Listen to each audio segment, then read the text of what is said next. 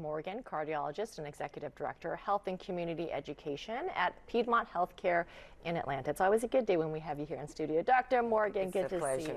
Good morning. What do we need to know about this COVID subvariant? Well, we've got this subvariant here, JN1, and unfortunately, since December, it has doubled in its prevalence here in the United States. So it's gone from about 21% to over 40%, and in the Northeast, New York and New Jersey, over 50% of cases. So somewhat concerning. And what's interesting about this variant is it really only has a change in one mutation from its parent, BA286, but if you can recall, and maybe you don't, it's been complicated, that particular parent had multiple mutations. This one does not, and yet it seems to have some degree of high success now.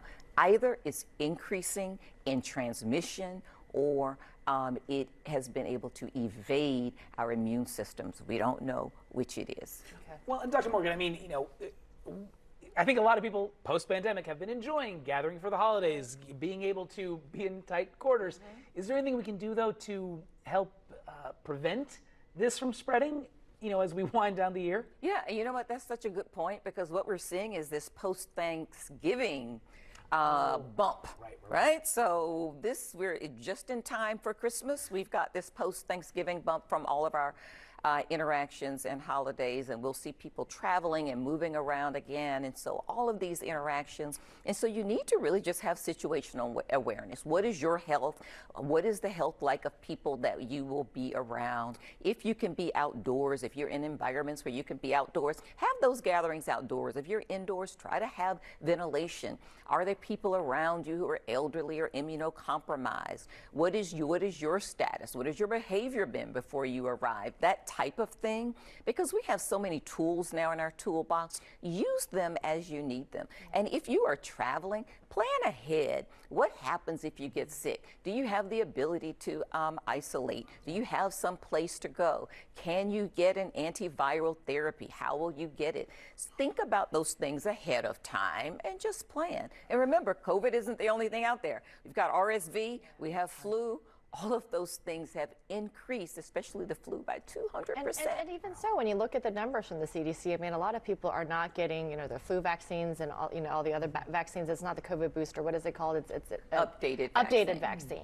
So, what is your advice to people who haven't, they just don't feel the urgency to get these vaccines? What would you tell them? Right. The Kaiser Family Foundation, such a great question, had a survey, and most parents were more concerned about RSV than flu and COVID, and more of them were more likely to get their kids immunized against RSV. But the fact of the matter is COVID is still driving most of the hospitalizations and deaths. That being said, we've seen a 200% increase in hospitalizations from flu. So listen, we've got 3 vaccines available. Let's take advantage of them. It's the first season where we have all 3 available. We've got all of these viruses circulating. And don't forget, if you get sick with one of these infections, it can impact your immune system and make you susceptible to other things that are not viruses, like bacteria, streptococcus, other pneumonias. So we want to take this very seriously, but also let's enjoy the holidays.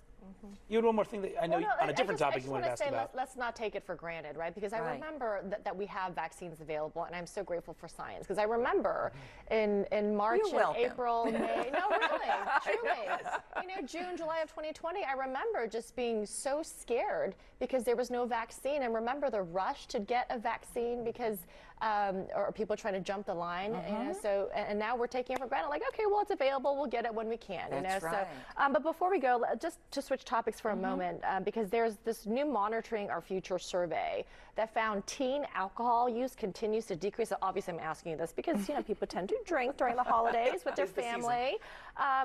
So this is a constant trend that we've been seeing since the survey began collecting data in the 1970s. Right. Teen drinking going down. Right. What's behind that? Not only is teen drinking going down, but use of all types of hard drugs like heroin and narcotics, all of that is decreasing from what we call pre-pandemic levels. I mean, look at things from 2019 versus 2023, and it seems to be a correlation with schools being closed, people being isolated, not socializing. All of these behaviors then were diminished. And then what has happened as we've come out of our isolation, those behaviors weren't picked up again. And we see an overall lifetime decrease in use. They looked at the 30-day use, 12-month use, and lifetime. And also the lifetime use also decreased. So some positives coming out.